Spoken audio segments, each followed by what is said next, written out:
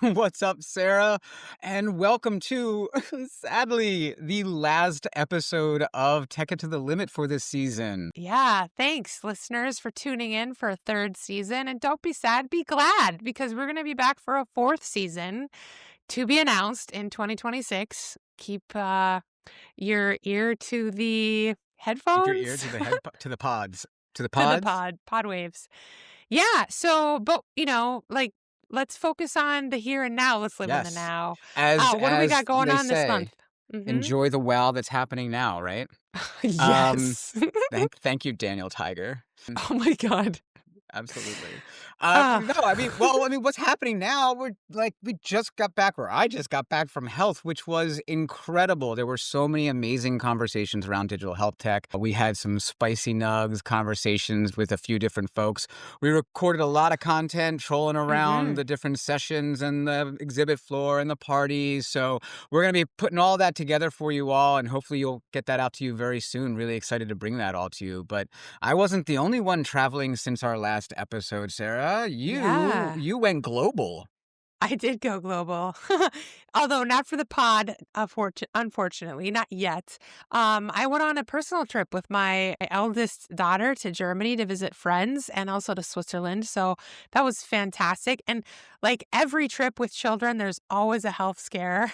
And so I got to experience firsthand how Wait, primary care everybody's works. okay, right? Everybody's just fine. Yeah. Oh, It good. was a COVID/strep situation that was resolved rather quickly by getting into a same-day appointment with a pediatrician in Wait a Germany. minute. Are you saying you didn't Yeah. have to wait in ridiculously long lines like the propaganda says you have to? I know. You know what? The access was quite phenomenal, and I will say it was a really interesting lesson. Like, oh, huh, okay, so it's not as bad as everybody says it is.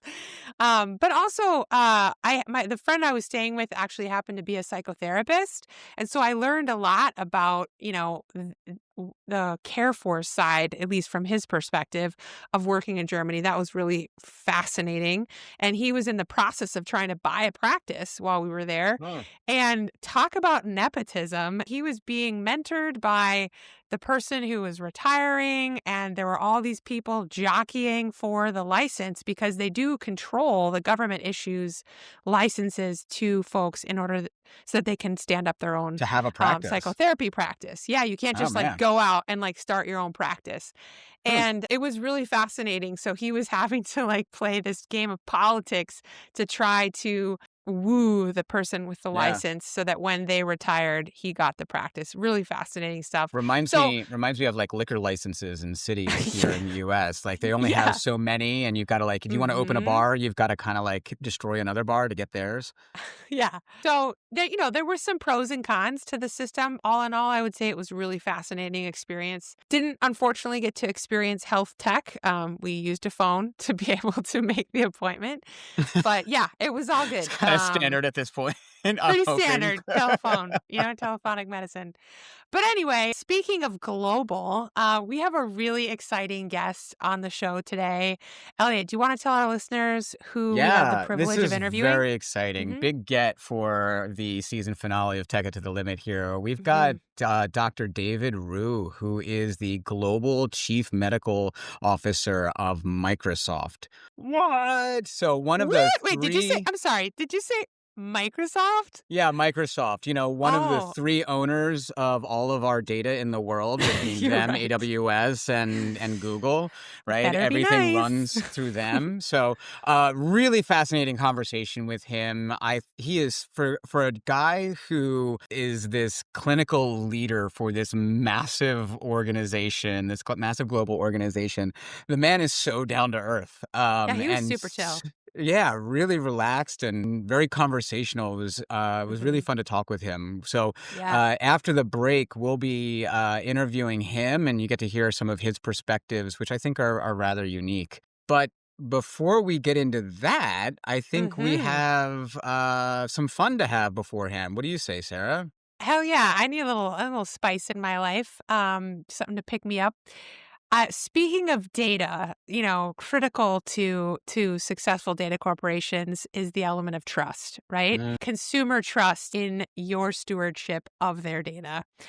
So when we come back, we'll be debuting a brand new game called Trustometer. So stick around. We'll be right back. This episode of Tech It to the Limit is sponsored by Algorithm Align, the dynamic values interface for healthcare technology leadership, built for your next pitch to CMIOs, CFOs, and that one board member who still uses a Palm Pilot. Algorithm Align lets you adapt your algorithm's mission statement in real time, depending on who's asking. Talking to the FDA? It's about safety. Pitching to investors? Scale and stickiness. Presenting at an equity summit? Suddenly it's all about fairness and bias mitigation, baby. Algorithm Align doesn't just pivot, it pirouettes. And this holiday season, we're offering the exclusive Moral Flexibility Toolkit, including talking points pre-approved by public relations, 3 nebulous but sleek heat maps interpretable however the board wants, and 1 tear-jerking patient story, fully anonymized and entirely hypothetical. Just like your commitment to equity, now through Black Friday, buy 1 ethical framework and get the second one half off with the promo code MissionFlex. Some restrictions and internal contradictions apply. Algorithm Align, because when your values are abstract enough, they scale. Welcome back, listeners. It's time for your favorite part of every Tech It to the Limit episode. The time after the commercial break when the show is still going on. We are going to be introducing a new game today. It's called Trustometer. It's November, the season of casseroles or hot dishes, as we call them here in the Midwest. Cranberry sauce, hopefully not from a can, and questioning your trust in, well, everything. I'm questioning my trust in you. The best Oh. cranberry sauce comes from a can. Oh my God, Jellied I where feel you like have to this like is the shake great it out. American debate. Yeah. It makes like that weird noise when it comes out. Yeah. Ew. Ew. Well, your relatives, your airline, and your electronic health record. Nothing says gratitude like system alert overload with a side of unstructured data. Ooh, yes. Today, we are playing Trustometer, listeners. We're going to share real health tech scenarios, and Elliott and I are going to rate our trust in them from 1 to 10. Yeah, so like Elliott, a explain this 1. Likert scale. Yeah. Yeah, like so, I love how you call it a Likert scale because I know. It's a it's very light. scientific here. Yes, very. Sorry. What is it? So let's say like 1 is like a Motorola, like a 1 is like a Motorola cell signal in a hospital stairwell, in the sub Ooh, yeah. basement. Piss poor. Okay, got it. And 10 is like my grandmother's green bean casserole, which, by the way, has no Mm. cream in it. It's hot. What? It's consistent. It's always on time. Yeah, I know. Can you believe it? We're a heart-healthy family. I want to come have Yeah, Thanksgiving dinner at your house. I know, right? You're like, I want my canned food and my cream. Hit me. Okay. So we're gonna give like a little bit of a scenario, talk it through. These Mhm, are real life scenarios, and we're gonna rate it from 1 to 10. So mhm. first up, Okay. the epic sepsis prediction model that first debuted back in 2021, where researchers at the University of Michigan reported in JAMA Internal Medicine that Oh, real world okay. performance was modest. The area under the curve was around 0.63. And clinicians would need to chase roughly 100 plus alerts to help one patient meaningfully earlier. And so again, Ooh. that's according to JAMA. We got the links in the show notes. What do you think, Sarah? Ooh, I mean, that's useful in theory, right? Sepsis is definitely a problem that all hospitals are trying to solve, but it sounds like the solution is kind of noisy in practice. When your alert feed sounds like my toddler smashing the doorbell, kind of tune out. Yeah, uh, classic alert fatigue. I'm giving it like a 1. yeah, I'll say 1.5, maybe potential with serious tuning and some guardrails in place. I don't know. I feel Let's like go. 2021 also feels like a long time ago. I feel like we've evolved since then. Right. Yeah. Let's hope. All right. Scenario number 2. Practice Fusion paid $145 million after the DOJ said that it misrepresented some EHR capabilities and took kickbacks to influence a clinical decision support alert toward more opioid prescribing. Ugh. Gross. Yeah. Yeah. Trust Decision violation. support, more like decision distort. Am I right? No, Yeah. that's a one for me. That's why transparency matters so much.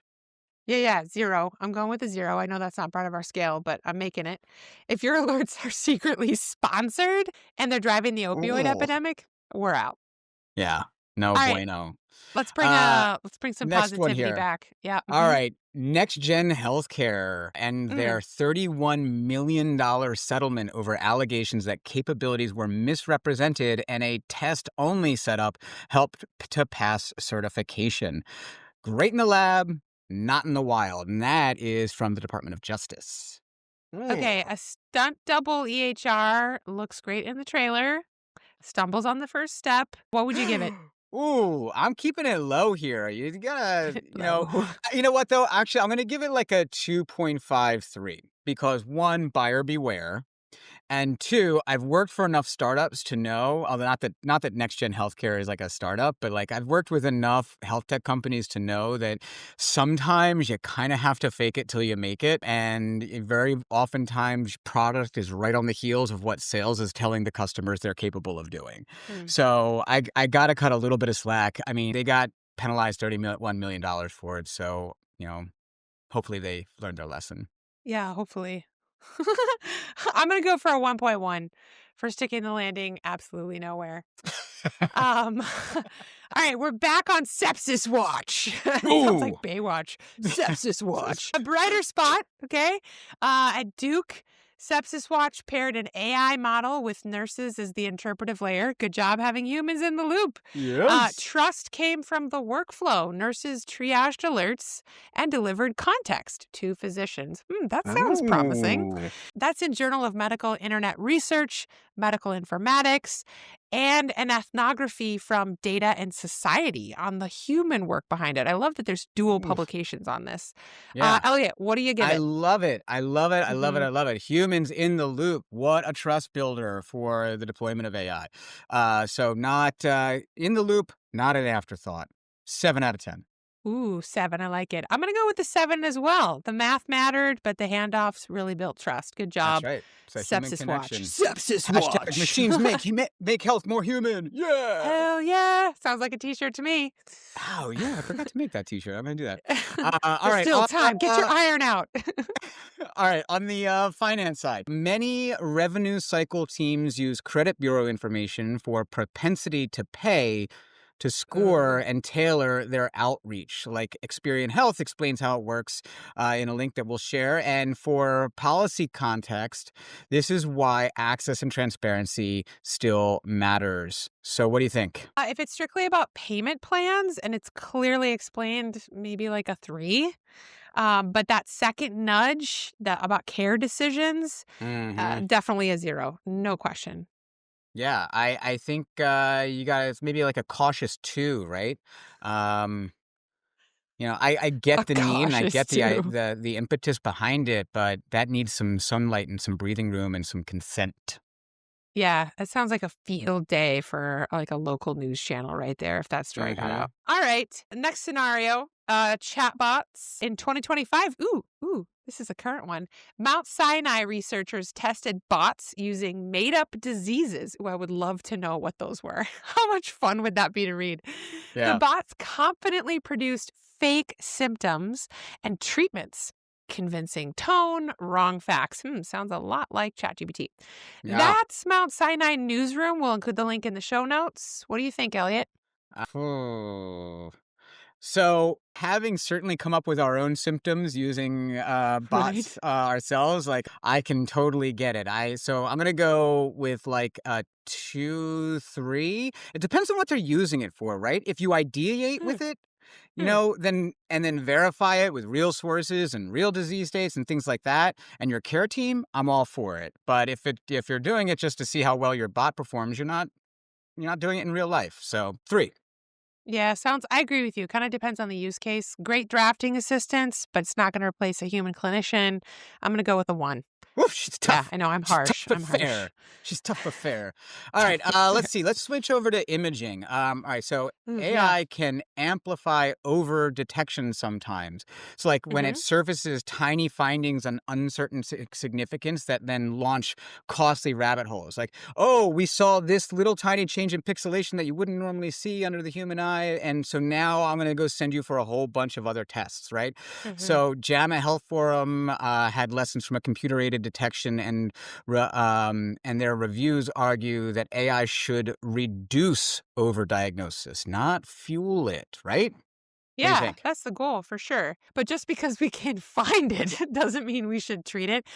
Actually, but just because we can find it, it doesn't mean it's treatable or that there's Right. even a problem at this Right. stage, right? So I That's would right. say 3 until we can see clear clinical benefit, and that would be measured in 2 forms. 1, patient outcomes, early Hmm. detection leads to better outcomes, we hope. But 2, that we're not driving unnecessary burden for clinicians, right? Like who's going to Yes. respond to all of these new results, right? Yeah. We 100%. already have an access issue in a lot of practices. Right. And I also like the fact that like people have to remember that the human body is weird and lumpy and things are always And wrong with it gross. and totally gross. And like there's tons of things that are going wrong in your body right now that you will never know. Right? And if we start over analyzing everything in our bodies, we will it will be like paralysis through analysis, I Totally. think. Yeah, yeah. The system So shut down. 2.5, give me thresholds, give me in governance, give me, regulation on this, make it shared decision making and focus, like you said, on outcomes data. So that's where All I'm at. right. All right. I like the precision here, 2.5. All right. Let's move on to Alarmageddon. Alarms in ICU. A classic PLOS One study found that Oof. about 89% of arrhythmia alarms were false positive. Oof. Ouch. According to AHRQ Patient Safety Network, nearly 100% of ECG alarms are false or clinically insignificant. Translation, the What's soundtrack wrong is with you? alert. Everything's fine. This person has a heartbeat. Everybody, everything's fine. You don't need to do anything. Just Yeah, wanted you to know. so we're still doing fine over here. Yeah. So Oh we're my just gonna god. say a 1-ish. I feel like that's Wow. generous. Boom, Better boom, design, maybe my 0. climb. Let's fine tune. Let's fine tune. No, absolutely. I'm a 0. So, like, just as for context, right? I work with a company that Alarmageddon. that tries to tries to do alerting based off of some ambient technology, and they're shooting for no less than 85% true positive, right? And Right, here we're right. talking about an 89% false positive rate. It's Yeah, right. useless. It's Yeah, that's like useless. my kid's science experiment. Okay, you might wanna go back to Target and get some more poster boards and start Yeah. over, okay? Yeah. Next up, we're on Fast and the Furious model drift. Fast and the Okay. Furious. I love Predictive it. models age, they grow Mm, older, their bodies change, their coding change, populations shift, workflows evolve. Performance of these models degrade over time if you don't monitor them and retrain them. And there's plenty of PubMed reviews out there on temporal degradation, which is a totally awesome band name. sounds like what's happening to my body every year. Yeah, temporal degradation. Yeah. Oh, Ah. millennials. And recent alright, so what do you think? What do you Set it think? and forget it has never been, the way to go with AI. It certainly worked for rotisserie chickens at Costco, okay? But this is a hospital. So I'm gonna go with a 3 if we have a dedicated calibration Friday. Listen, I can't even take my Subaru Forester that far without a little bit of a tune-up. You There you you go. you gotta give your AI some tune-ups. Your models need some Mhm. tune-ups. So I'm gonna keep it right around the same, around 3. Not Yeah, the there's so worst. many analogies we could whip out here. You gotta nurture your relationships. You gotta date your husband, okay? Gotta date your bot. You gotta date your bod. Okay. Or it's gonna get dated fast. All right. Well, last but not least, the great data hostage crisis. Even in the fresh year of 2025, the U.S. Department of Health and Human Services is having to crack down and tighten on information blocking rules to help force better access. Mm, So patients and clinicians are no longer hitting friction spots when it comes to sharing their medical data. mm. Isn't that sad that we're still having to do that? Yeah, yeah, it's Okay. like it's a feature at this point, right? It's a hostage situation, you Yeah. know? Give me my It's like data. you're like the things that you gotta do to get your data. So, just release the Mhm. discharge summary and step away from the roving workstation, Right. It is a so I'll say a 1, okay? until export actually means export. As structured, portable, shareable data. Yeah, I don't think we're gonna get past this crisis. No, I know, and I mean, listen, if you wanna make it harder, at least let me download it on a 3 by 5-inch floppy, you know? At least that'll maybe help protect it and prevent me from using it in other systems if you really feel that strongly about it. 3 by 5. Do they even make them as 3 by 5s? Are No, those like three the and a half inch. original? Did I say 3 by 5? I meant three and Yeah, a I'm half like, inch that's another floppy. photograph. That's another retro reference. All right. Well, can you trust health tech? Yes, sometimes. Mhm. Trust shows up where workflow, evidence, transparency, and humans, ding ding ding, meet up. Yeah. Well, listeners, Mm-hmm. thanks so much for listening to our game, The Trust-O-Meter. And next up, we've got Trust a meter. Dr. David Rhew from Microsoft on Oculomics, responsible AI, and whether pop-up alerts are a symptom or the disease itself. Stick around. We'll be right back. Welcome back to Tech It to the Limit, listeners. Really excited to have with us today Dr. David Rhew as a guest on the show. Dr. Rhew is Microsoft's Global Chief Medical Officer and VP of Healthcare, a kind of digital double helix, blending medical insight with tech innovation. He's led pandemic response initiatives with the World Health Organization and the CDC, and he's helped stand up vaccine infrastructure. He holds 6 tech patents for embedding clinical decision support in EHRs because, pop up alerts don't solve practice variation. Before joining Microsoft, Dr. Rhew served as the CMO for Samsung and Zincs Health, and he now advises a who's who of health policy and tech boards from the FDA to AdvaMed to Cedars-Sinai. He's also an adjunct professor at Stanford, which sounds relaxing if you ignore the rest of his LinkedIn.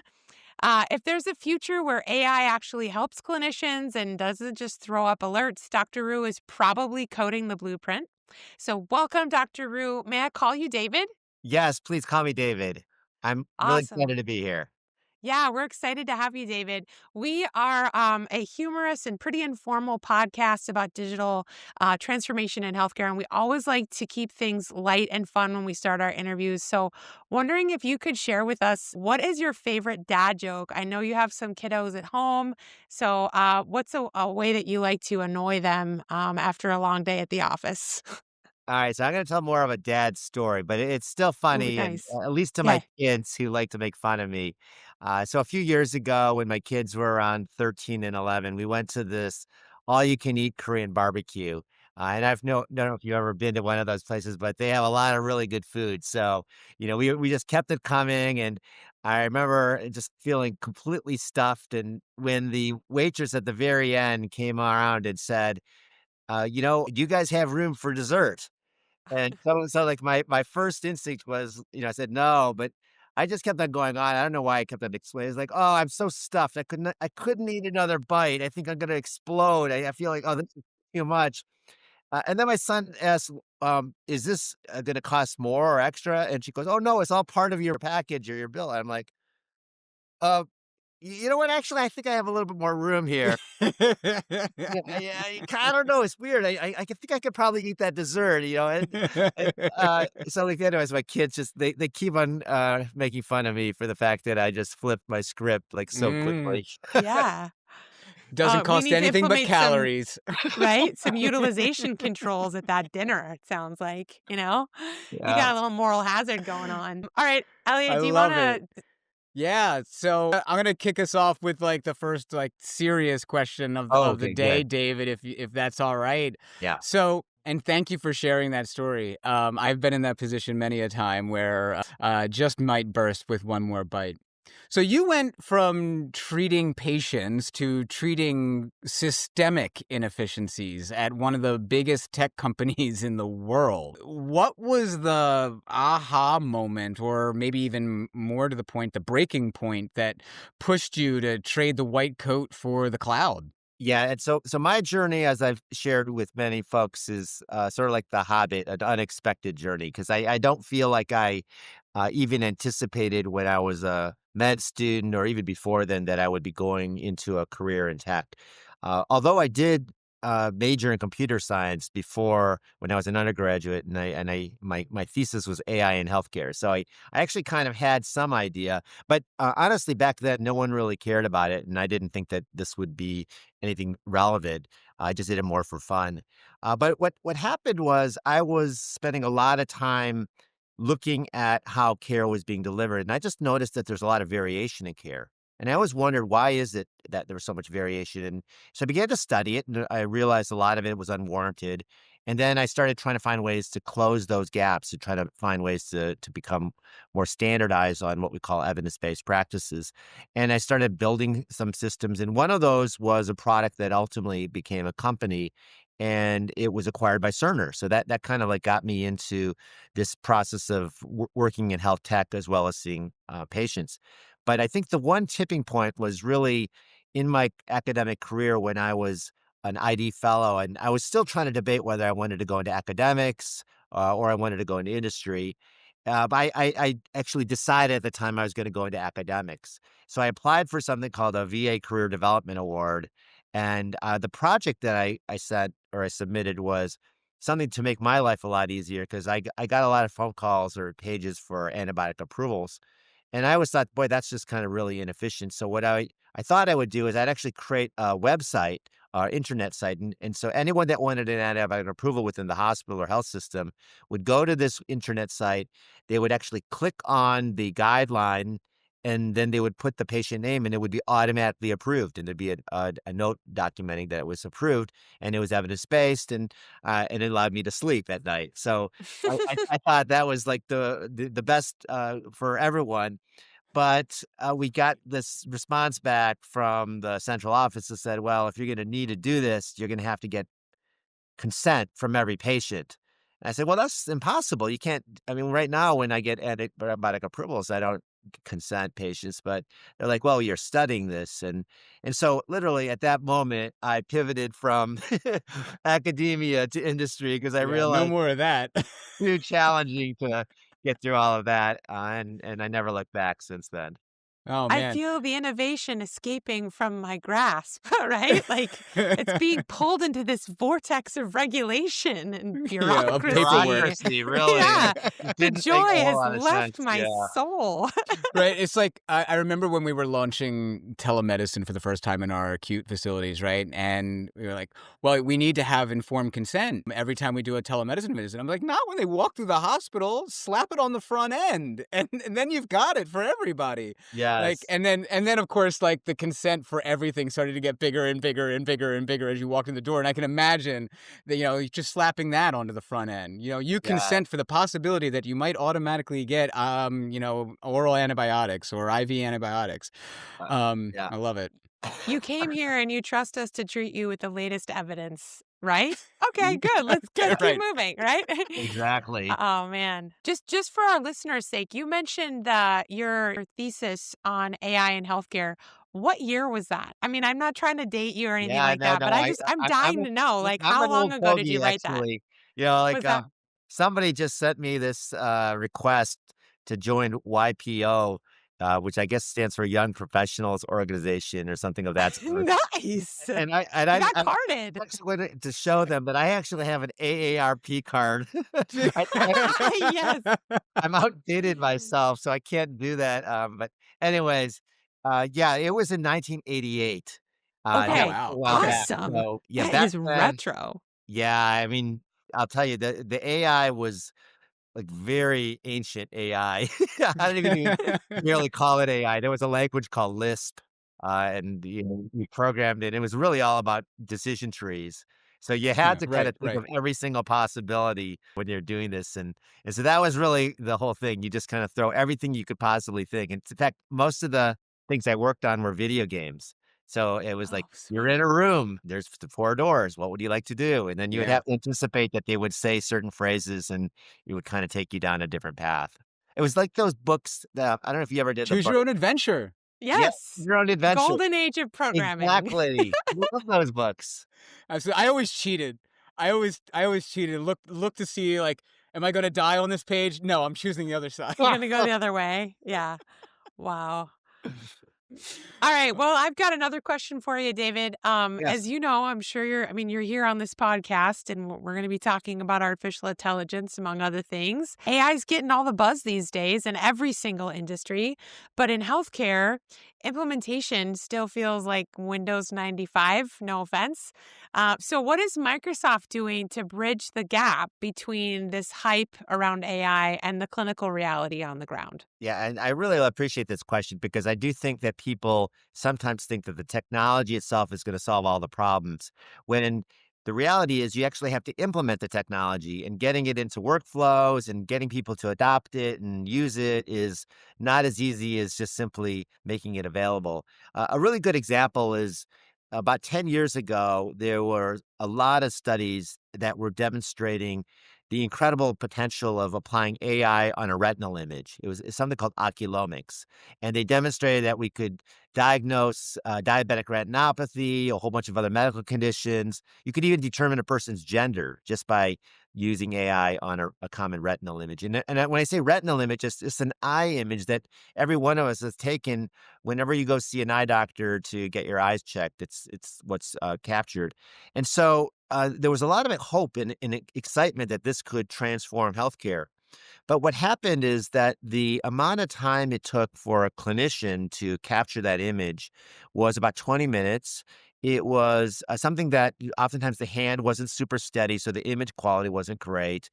We oftentimes found that, as the individuals did this, they just didn't have enough time in the day to do this, and they didn't get paid for it. So it's not surprising that it never really took off apart from just sort of these research studies. But very quietly, a lot of those barriers, in fact, all of those barriers have been removed. It's now a fully automated system. It only takes 2 minutes instead of 20. One other area was that oftentimes you needed to dilate the eyes 40% of the time. Now you didn't need to dilate the eyes. Didn't require any individual of clinical background or even a technologist to do this. You could just simply push a button and it does it. And there's a CPT code that allows for reimbursement. So you actually kind of had this new path for us to be able to deploy it. And so just recently, within the past month, we launched an initiative in collaboration with numerous other stakeholders. It's called the Alliance for Healthcare from the Eye. And what it is really, it's the real world application of Oculomics to try to find ways that we can improve care, improve access to care. And to give you an idea of like how impactful this could be, the University of Texas shared some really compelling results. They were one of the first sites to start deploying this. And in East Texas, in one of the federally qualified health centers, the first 50 patients that they began, and by the way, this is something that when you walk into the clinic, just as part of routine vital signs, you just get is 2 minutes and just like, so it's like not like you're needing to do anything special. It's just you're coming in, you're going to get your vital signs, you get the eyes checked. And the first 50 patients that they had that went through this process, 20% of them, 1 out of every 5, had advanced stage or moderate to severe diabetic retinopathy requiring urgent evaluation with Wow. a hemoglobin A1C of about 10.5%, which means that their diabetes is out of control. Actually, Hmm. many of these folks didn't even realize they had diabetes. And so what we're now seeing is that we can actually identify these, what I call ticking time bombs. These are Hmm. individuals that, if untreated in the next 3 to 5 years, are going to lose vision. They may have a heart attack or a stroke or have some really bad complication. And we're finding these individuals and we're bringing them care. It's really exciting to be a part of something where we're now applying technology, making it real for people, and we're trying to, find ways that we can expand access to care. I Yeah. think that's amazing. I think that's awesome. And I love that, the technology and the systems around that technology have advanced far enough to make this a viable option, and thus, you take the takeoff of what we hope will be its adoption and implementation. But you mentioned that like you're treating this Oculomics, coming in as just part of your regular vitals. Everybody gets it as part of their Yeah. regular vitals, right? I mean, that's how quick it is. That's how ubiquitous it should be. And it's got me thinking, the technology has enabled what is essentially a new vital sign. And I'm curious from your perspective, do you see technology opening up other new vital signs that we wouldn't otherwise be capturing? Oh, Blue absolutely. We're ocean. seeing it already. There right now are so many different technologies that are being used to change the way that clinicians interact with patients. So one of them is voice. When you just have a conversation with a patient, that entire conversation is not only transcribed, but is converted into a note so the clinician can have that note ready when they're finished, make a few edits, and then plop it right into the medical record. It saves everyone time. It's extremely efficient, and it's something that the patients enjoy because then the clinician can pay attention to them. So there's a lot of benefit to that. But in that same voice recording, there are now AI technologies that can analyze the way that you talk and determine, are you depressed? Are you stressed? Mhm. Are you actually, Mhm. feeling, that you might have some anxiety, and that's the type of sort of quiet we call ambient type of technology that allows us to go in the background and do things that we normally would not have done. We normally would have had to require that you fill out a survey or we ask you a bunch of questions about how you're feeling. It's now just Mhm. Mhm. how you say it, like it's the voice, the tenor, the strength. We also have a mechanism to determine if you, let's say, you have asthma or you have COPD or you have certain other conditions. Just by you talking, we can determine how your asthma is doing. And so we don't even need to do a lot of these tests. So the ability for us to determine how a person is doing and assess that can be done through so many mechanisms. And a lot of it are things that we could not have done with normal mechanisms, without normal tools that today are very either time consuming or very impractical. Yeah. Yeah. Yeah. I foresee a future where people are waking up and they're saying hello to their smart home. And as they're, giving commands to their smart home or adding things to their grocery list, those biomarkers in the voice recording are going, getting sent up to the cloud. They're getting analyzed and coming back with diagnosis or recommendations or, in the long run, maybe, releasing some chemicals into the home to, pump up the serotonin. Pump up the Yeah. jams. You That's know? right. Yeah. Like, "We've detected you need a disco party." Right? And a babysitter. Oh, I love it. I'm gonna shift this a little bit, if that's all right, Yeah, sure. David. Yeah. And one of a very important topic for us here on this podcast, which is around health equity. We don't see it just as a moral imperative, but we see it as a systems problem. And given Microsoft's data infrastructure, how do you ensure that these tools that we create are used to dismantle structural bias and not reinforce it? Yeah, it's a great question. And I think we have to look at how bias is propagated. And oftentimes they come in ways that we didn't even anticipate. So, like, even in healthcare, clinicians, we're not out there to try to, propagate bias. We are there to try to treat the patients. But there are instances where some of the things that we do, we have inadvertently introduced bias. Like the most classic example is when we were calculating renal function. We had a formula for doing that, and based on the formula, if you are African American, we would adjust your numbers in such a way that it made it seem like, well, you really weren't they didn't have that bad a disease. And how did that get implemented? Well, ultimately, we knew that something was fishy when we started looking at the transplant list, and we didn't see a whole lot of African Americans because their GFRs weren't meeting the criteria. Mhm. Well, clearly there was an issue here because we were introducing a formula that was based purely on race. It had nothing to do with the physiology or the metrics, the biology of the individual. It was just simply about the race. And we've now been looking at ways we can adjust it. So bias is actually present in at least three different areas. The first is just within the data itself. And again, when you are building a model and you're trying to build it on a data set, you're doing your best to try to make it as diverse as possible. But when you start deploying it in other populations, you're ultimately making an assumption that this person is just like that person. And Mhm, that's not the case, especially when you go into underserved or we get into like other groups that there aren't as many individuals. That bias in terms of saying that this population that we originally studied it is the same as others has to be addressed. And the way we address that is we actually have to enable testing of these data sets or the models on local data sets or on diverse, very large data sets. And so that's like one of the areas that we see.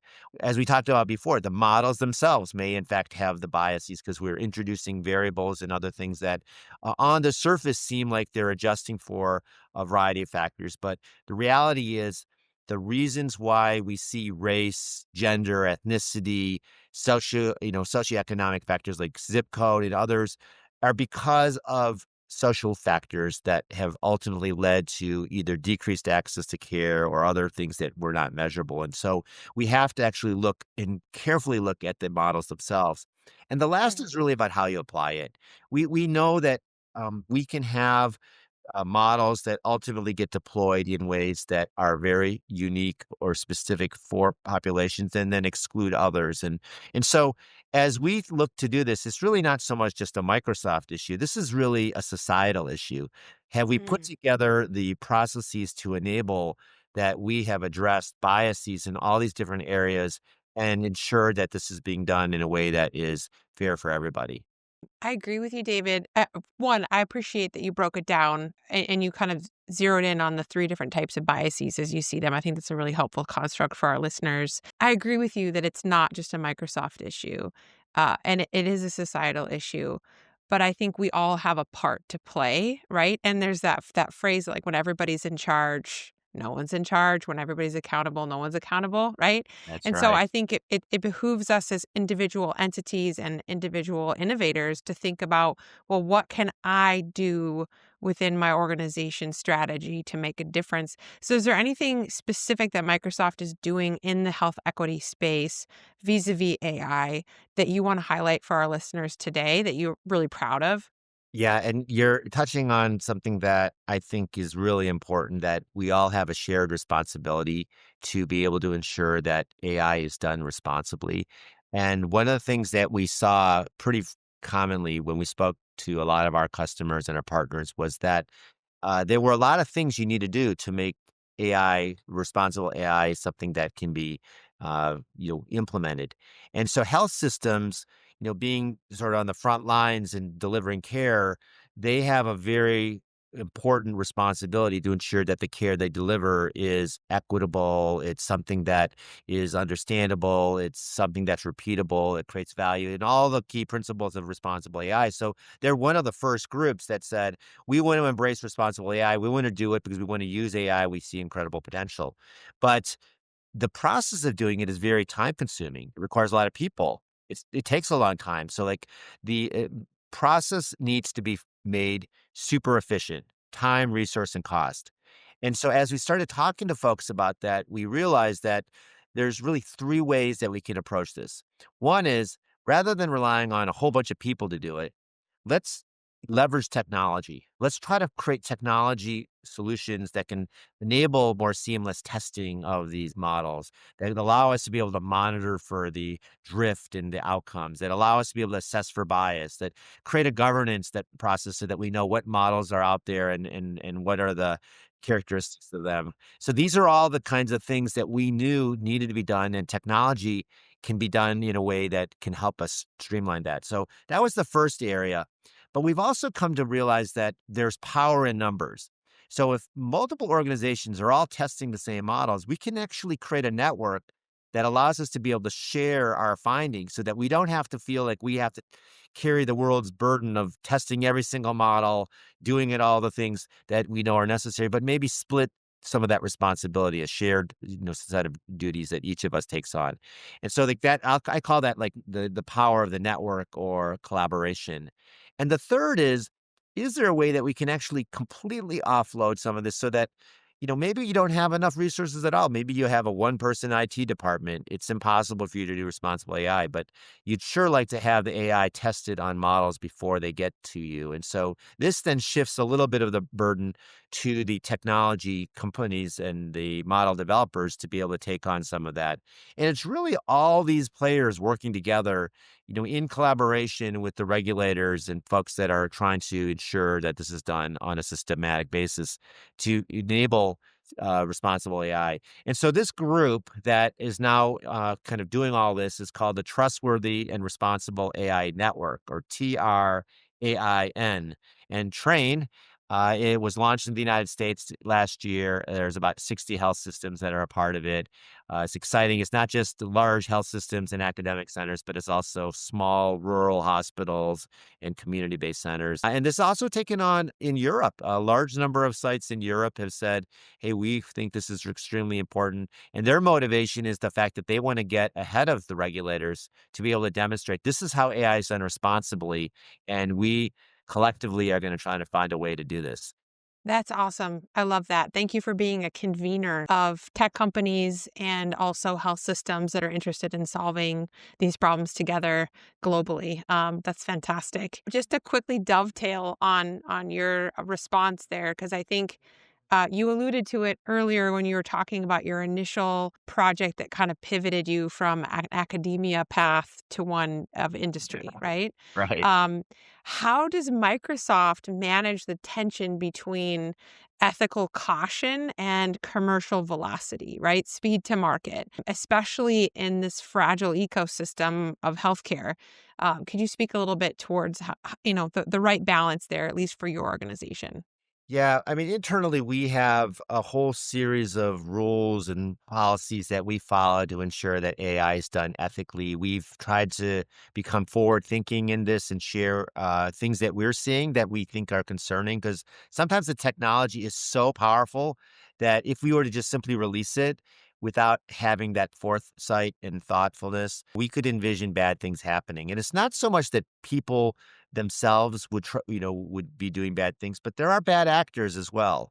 And so what we have to do is we actually have to think about the bad actors using this in ways that would be harmful. We have to think about the good actors using in ways that could have unintended side effects and unintended consequences. So there's a lot of things that we are looking at because we want, at the end of the day, people to have trust in the AI.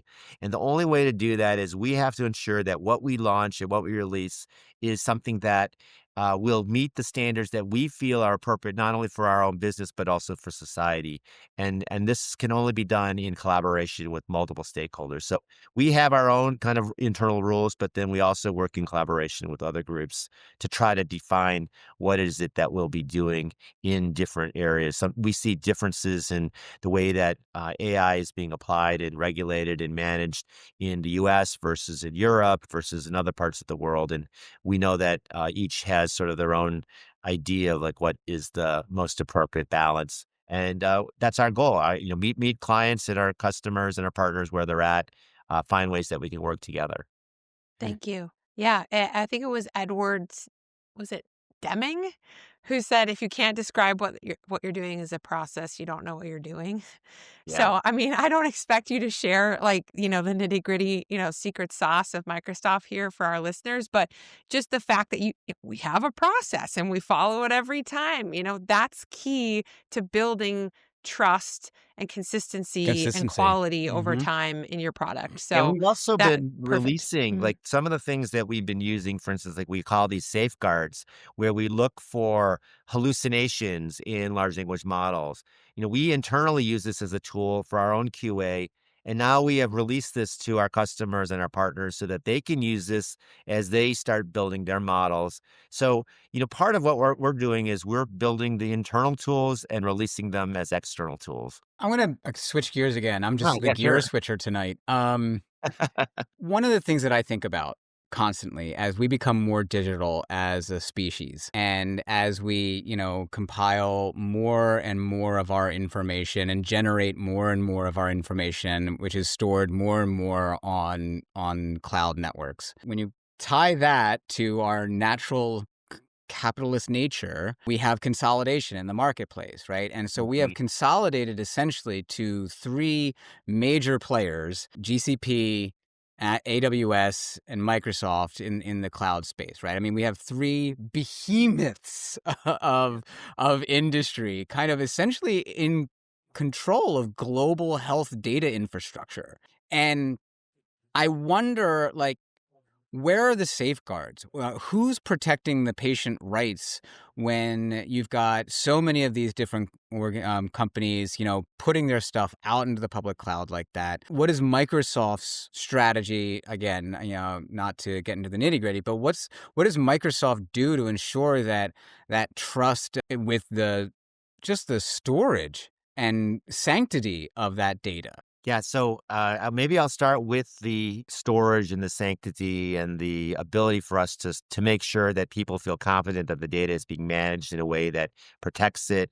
I think that's a foundational element of any type of approach. You need to make sure that your foundation is solid, and there's been a significant amount of effort. Where we've been spending time to try to build that out and enable cybersecurity protections. We've also expanded that capability where we launched programs where we could provide cloud access for cybersecurity to rural hospitals.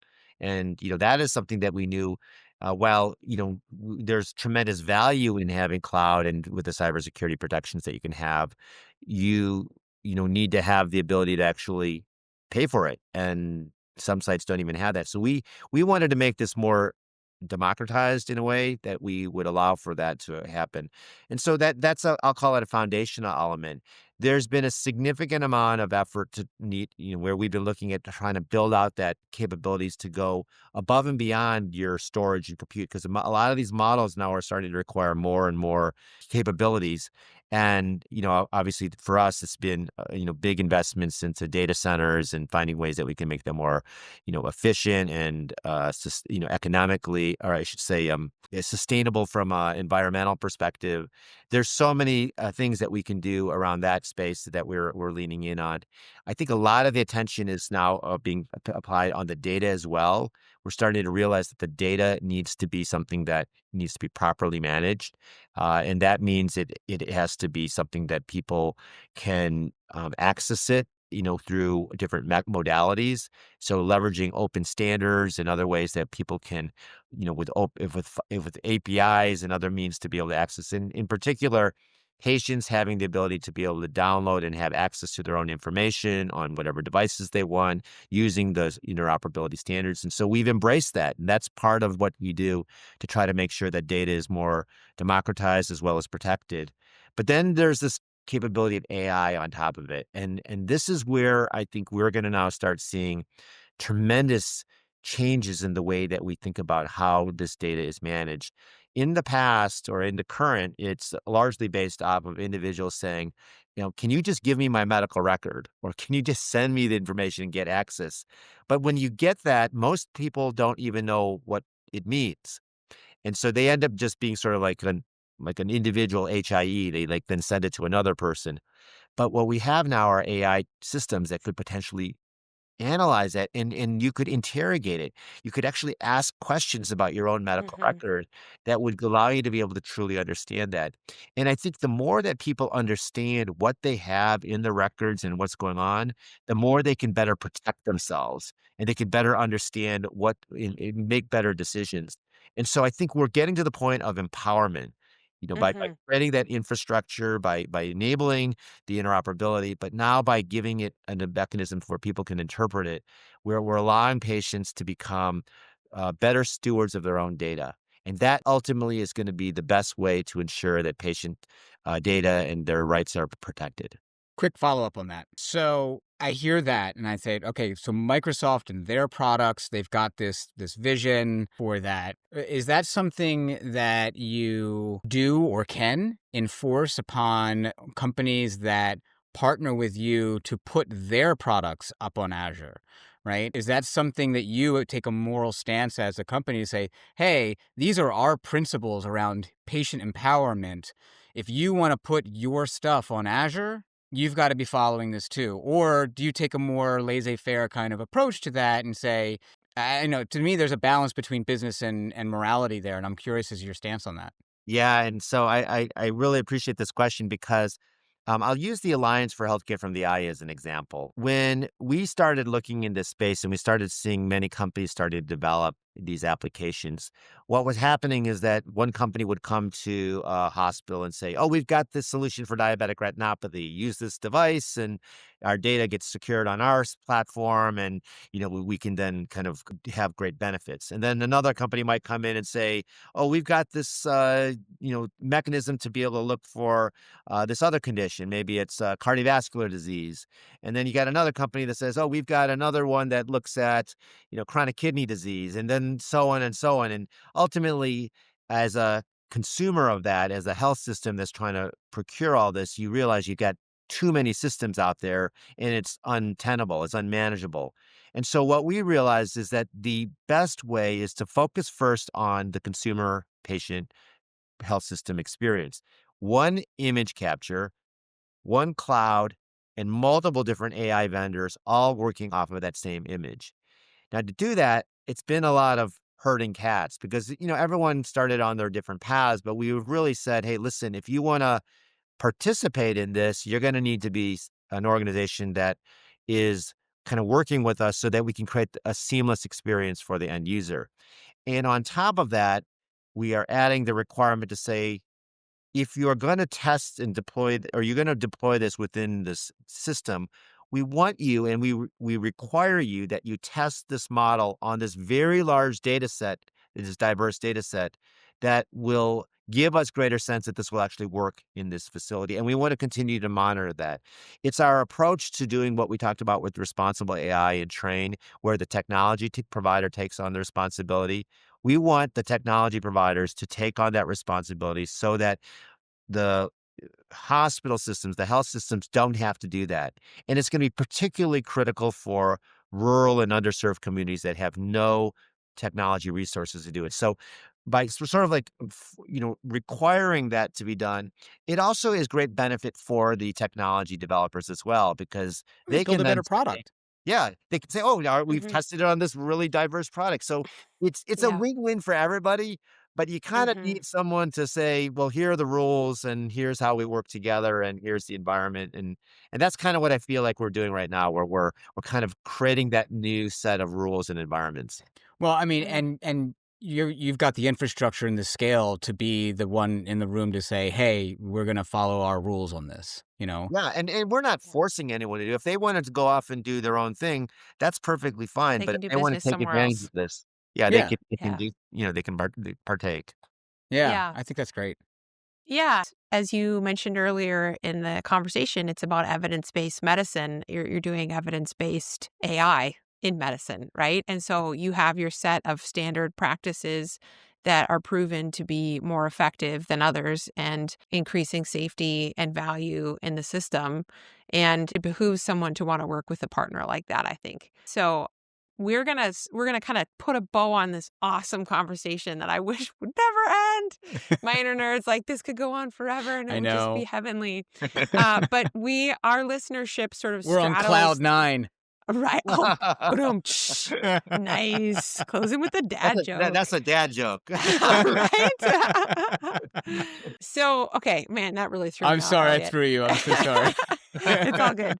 So our listenership kind of straddles the innovator space, like the health tech startup founder community, your CIOs, your CMIOs, and everyday practitioners, clinical folks that are interested in digital transformation in their industry and they want to learn more about it. So kind of thinking about like your inner clinician and your inner tech executive, what call to action would you have for both of those individuals, given all the excitement and also uncertainty in the future of our healthcare ecosystem? Yeah, so the very first thing I need to let I feel like I'm, Paul Revere going out and letting people know that something actually really exciting is happening, okay? So maybe not Awesome. Paul Revere, but Maybe you're I going to go wanna on a let people Segway or a know. hoverboard, not Yeah, a because what's horse. happening is we're starting to see a very important change in terms of how AI can impact our lives, and specifically in the space of knowledge workers. I think many people, when they saw AI, they thought it was going to impact, like other, machinists or assembly line folks and just do automation. But really, what's happened is this because of its ability to understand data, understand context, and now with agentic AI be able to do certain things, we're starting to see tremendous, amazing opportunities. So the first thing I would say is let's not think about just sort of the common problems that we have today, but let's think of really big problems that can be solved by using AI. How do we increase access to care? How do we reduce costs?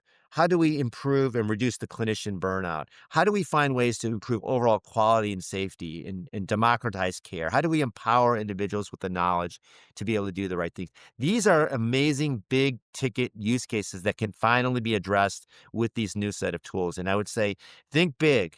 I mean, start small, but think big. The second is, as we talked about before, none of this matters if people don't trust it. And so we have to make sure that these processes that we have embraced around responsible AI are operationalized, and we're doing it in a time, cost, and resource efficient manner. The things that I talked about with Train, every organization should be thinking about, how do I do AI at scale responsibly? So that's sort of that second piece. And the third is, we are moving so fast that we may be leaving behind an entire workforce. And if we don't think about how to skill and reskill that workforce so that they can take full advantage of this, we will unfortunately have resistance, and there's going to be a lot of people that will be unhappy, and we will lead to some major issues. The way I look at it is AI can become a great tool to improve efficiency, but it can also augment care. And a lot of times people think that's sort of a binary decision, just, do one or the other. But really, Mm. the very first question should be, look at the task. If it is a non-value added task, it's something that you just say, this is so painstakingly difficult, time consuming, and why am I as a human doing this? Then it's probably something that should be automated, and that task should no longer be around. And so think about ways that you improve that efficiency. But if it is something that, hey, the human's doing a great job, but we just don't have enough of those humans and we can't scale this, Mhm. then we have to augment that. And the example I'll give is, one of my coworkers shared this in a public setting, so I can share this. He had an uncle that went to the ER, and in the ER, he had severe abdominal pain. He was complaining of. He died. He died in the ER of a burst aneurysm. Well, the CAT scan that showed that aneurysm before it had burst was in the queue to be read by a radiologist. Oh, man. Think about this. How Yeah. what does it mean to augment care? Oh It my means God. Mhm. find a way that we can take AI and put it at the front of that queue, find the highest risk individuals and bring them And to get it care. into in front of a person. Yeah. And Right. we don't want to replace the radiologists. We don't have enough of them. What we need to Right. do is we need 100, 1,000, and we need them everywhere. And that's what Mhm. AI can do. And so we really do need to think how it can be applied and then skill people in terms of the proper use. And I kind of feel like those are the things that I wish people could do every single day, because what we would do is we would actually find that the AI could create great benefit and people would adopt it. I Wow. really appreciate you talking through workforce upskilling and reskilling and potentially recareering when it comes to AI, because there has been this trend of people saying AI is not going to take away your job. And the fact of the matter is, there is some jobs that AI is going to take away Yeah. in Mhm. healthcare. Yep. And it may not always be clinicians. It may be some clinicians. And if we are going to hide our head in the sands and say it's not going to happen, I think we're doing I think we're doing the workforce a disservice, to your point. Mhm. So I really appreciate you calling that out, because that's not a take that tons of people are willing to take. So thank you for that. Yeah. Yeah, I And mean, that's how markets work, right? Like, we don't have there's not a job for somebody emptying my chamber pot anymore, right? Because we Yep. have toilets. wow, you don't I have a don't have a chamber chamber pot pot. I cleaner? just My wanna be goodness. right? I know, so passe. Maybe I'm just Anyway. bougie. Maybe? Anyway, David, thank you so much for spending your evening with us at Tech It Yeah, to the thank you so Limit. We had much. an amazing time chatting with you and sharing your insights. I appreciate it, and thank you for asking me fun and exciting questions. I don't normally get asked about dad jokes and other things. So anytime I can share some bad jokes, I'm happy. Oh, Awesome. it is our pleasure. Well, listeners, stick around. We'll be right back. Tech It to the Limit is brought to you by Unicorn Hunter. You know the drill. You're on the exhibit floor at Health, clutching your cold brew and your dignity, surrounded by startups all claiming to be the next big thing.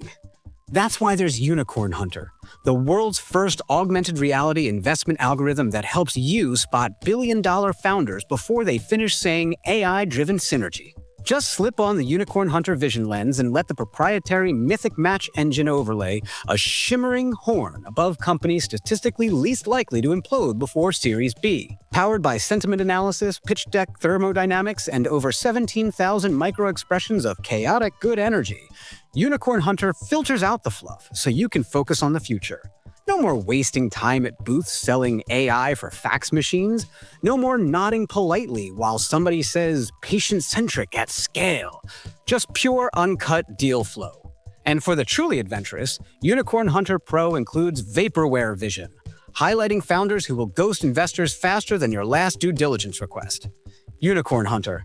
Because in a world full of fairy tales and pitch decks, it pays to believe in better bets. Unicorn Hunter cannot guarantee returns, exit, or spiritual fulfillment. Side effects may include sudden FOMO, portfolio diversification, and spontaneous term sheet generation. Unicorn Hunter. Now with 80% fewer delusions of grandeur.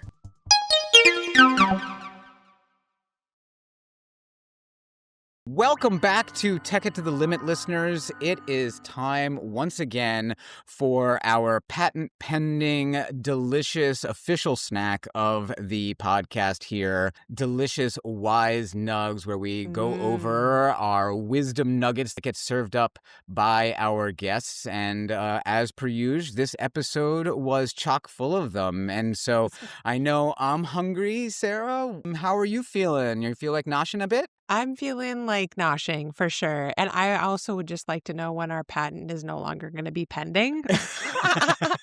But let's not go down that rabbit hole. Paperwork. It's just paperwork. Yeah, it's just paperwork. The FDA, fastest government entity known to man. So a couple of nuggets to nosh on here. Such a pleasure to have David on the show. What an amazing and grounded individual, right? Yes. It's one of those guys that I could see myself sitting on a bus next to and talking for hours. His dad's story was so sweet. Like what adorbs. What dad hasn't lived through that, right? Yeah. I love that. You can definitely relate, I'm sure. We moms are perfect, so I can't. Of course. I thought it was endearing. Yeah. So here are my nugs. So to kick it off, I loved sort of this interplay between tech and healthcare in the innovation space, where you have technology actually starting to not just augment healthcare delivery, but almost influence, the way we practice medicine and change the way we practice medicine in pretty significant ways. He talked about how AI is unlocking like a whole new class of vital signs that didn't exist before. They don't require labs, wearables, or even eye contact with the patient. Take voice, for instance. AI can now detect early signs of depression, anxiety, respiratory conditions just from listening to us talk. Not what we say, but how we say it. And then he gave the example of the Alliance for Healthcare from the Eye and how they're using Oculomics, a 2-minute button click eye scan that can detect undiagnosed diabetes and retinopathy before patients even know that they're sick. It's fast. There's a reimbursement pathway. Ding, ding, ding, ding, ding, ding, ding. And it's already being treated like a new vital sign. So, I don't know. It's just like, who knew your eyes and your voice could tell us so much without, us even needing to be in the office. So that was pretty sweet. And then I really appreciated his insights on bias in artificial intelligence. We talk about this so much on the show, but nobody's really ever broken it down into 3 different types of bias for us before. And I think it's so important because we talk so much about training data, right, on the show, but we haven't really talked about the other different types of bias. So it's bad design. It can also be bad deployment. First, he does talk about the data, where the original training set, if it doesn't reflect everyone, it's not going to perform in the same way on every patient, right? We know that already. Biased models that are maybe have well-intentioned features, but zip code or race, would be an example. Those can actually reinforce inequities if we don't understand the social context of the model. And then thirdly, biased application or deployment, when AI tools are only tested in one setting and deployed at scale across the globe. So fixing bias means tackling all three, right? The training Yep. data, the design of the model, and the context in which it's designed, and then the scalability of the deployment. Yeah. If we're just checking for fairness in data, then we're flying blind. So I Yeah. really appreciated that. Yeah, absolutely, right? Data model application, DMA. It's like the DMA of artificial intelligence bias, right? Yeah. Um, but Can we like can we call it the dam instead? the Just it's dam, easier. the dam. Did you get your damn bias out of there? There Anyway. you go. I think it's awesome. And when it's broken down to buckets like that, it makes it easier to take actions against it. Right. So Yeah. because it's more defined and it's so that it's more tangible to act against it. So I think I agree with you. I think that's really Great awesome. point. Break it Um, down. really tasty nuggets. Thank you so much for Mm. sharing those. Oh, you're welcome. I had a couple myself. Hmm. The first one, I kind of like put some labels around this. First one, implementation eats technology for lunch. Nice. That was my takeaway. And going back to that same Oculomics example that you had mentioned, and sure, it's like a new vital sign now, but that's not how it started, right? Mm. He Mhm. said people sometimes think that technology itself is going to solve all the problems when the reality is you actually have to implement the technology and getting it into workflows and getting people to adopt it, Say end what? quote. I know, right? What? So like, what's the hidden story behind this awesome new vital sign? Well, it's the fact that it took 10 years for retinal scan technology to be even viable, right? Everything from poor workflows, clunky peripherals, providers and patients just not having the amount of time necessary to do this at scale, streaming issues, image quality issues, workflow or clinical requirements like dilation, pupil dilation, right? Mhm, Which is not mhm. needed anymore given the technology. And then on top of that, you mentioned it, right? There's a reimbursement pathway. And Mm. so it's not just that technology is enabling the vital signs. It's like there is everything that goes around that. It requires systems of care to be in place before that technology becomes viable. And I thought that was a really good point that he made. Excellent. Yeah, yeah, for sure. The other kind of nugget that I took away was AI killed the healthcare star. And by the way, I know these Oh labels my feel very ChatGPT created, but like I actually came They up with them came straight myself. from you. They I came know. right from Yeah. here Yeah. because Mhm. I'm a dweeb. I'm a dweeb. From the 80s. Go ahead, please. I liked that he didn't shy away from the inevitability that AI will cause some healthcare jobs to disappear. I feel like we are just ostriches in the AI healthcare space sometimes where the phrase is AI won't replace people, but people who use AI will replace people who Yeah. don't. And it's like, okay, sure, that's true. But Right. also AI is going to And replace then people. right. Yep. Right? Mhm. And he goes on to say that, like, that's the whole point. Some things should Mhm. be automated. Right. He said, quote, if it's a non-value added task, Yeah. painstakingly difficult, time consuming, why Yeah. am I as a human doing this? And if I'm Mhm. saying that to myself, then it's probably something that should be automated and that task should no longer be around, Mhm. end quote. He takes the next step also where he says, like, it's not, he calls out the need for upskilling and Mhm. re-careering people because without Yes. investment in those areas, we're going to end up deepening the inequity that we already have baked into the system. We're just going to do it. We're just going to automate inequity. I mean, Right. uh, Wait, are so you saying that education is foundational to the future success of our society? what? What? I mean, No. what a ridiculous notion. Don't be silly, Sarah. So like the whole point though, right, is that the deployment of these things is not just a technology strategy. It can't just be a technology strategy. It has to be a workforce strategy. It Yeah. is part and parcel to the whole thing. And it goes back to systems thinking when we're trying to implement these things. So, which is Mhm. another topic that we talk about all the time here on this show. Hell So yeah. those were my nuggets. I think So tasty. they hit my hunger pangs. So Hunger pangs. I love it.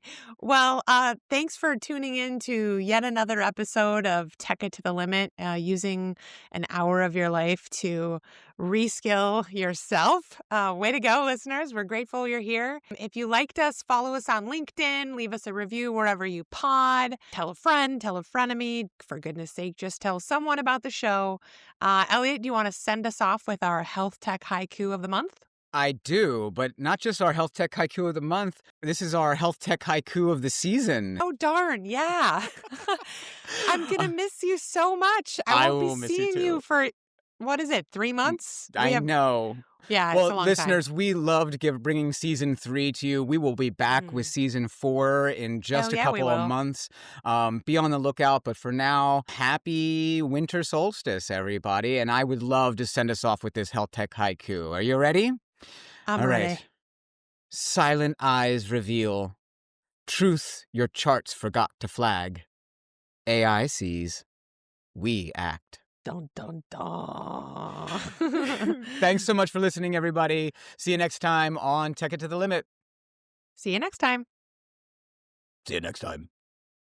See you next time. Okay, we got to do the thing. I gotta see you later. The Bye. final exit. Bye.